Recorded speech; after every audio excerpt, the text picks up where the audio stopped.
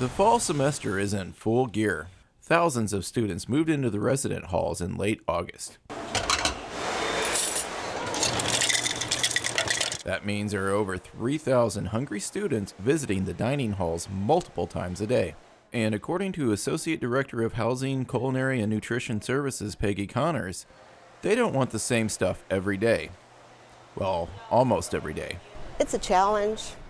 Chef Bill is in charge of the menus, and he does a great job finding different products that are current, that are new, that students will like, that are trendy. So we try to stay on top of what college students are eating, and I must say the top ingredient that students still love is chicken strips. And on top of that, there are some students that have some very specific dietary needs. Almost 24 have nut allergies, about a dozen are lactose intolerant, 7 students require gluten-free food, and the list goes on. That's a small population compared to the rest of the students, but Connors doesn't want them to feel left out. The last thing we want students doing is coming in, not having anything to eat, having to keep food in the room, not being happy. That can just causes more stress in an already stressful environment for some students, especially their freshman year. While Peggy was showing me around during move-in week, freshman Rachel Barish and her father Gene stopped by for a tour. This is Rachel and her father Gene. Hello, nice to meet you. Nice to meet you, Chris. Rachel was diagnosed with celiac disease about 3 years ago.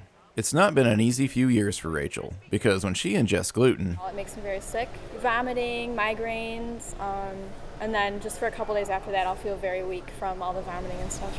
In high school, it was hard because, like, at dinner, I would eat something I was allergic to, and then I would get sick and, at 3 o'clock in the morning, and I wouldn't be able to go to school the next day. As a parent dropping off their child for their freshman year of college, Gene thought he would have a lot to worry about with Rachel, but Connors quickly put his mind at ease. It was very helpful. Went around with her and her staff and brought us to the cafeterias, showed us all the different options for the accommodations that we need to have, so that Rachel can not be so much inconvenienced with having to do a special diet, and just showing that there are options available. SIU wasn't the only university the Barishes were considering, because they have more to consider than just the classes.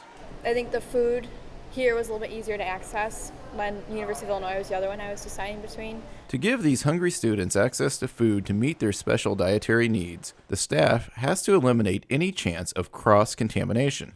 To achieve this, they have a separate pantry for these students, and they all have their own cabinet, and everything has their name on it. The majority of it is gluten-free.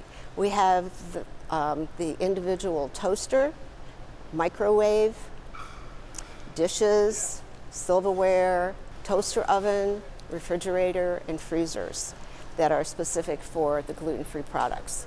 But they don't stop there.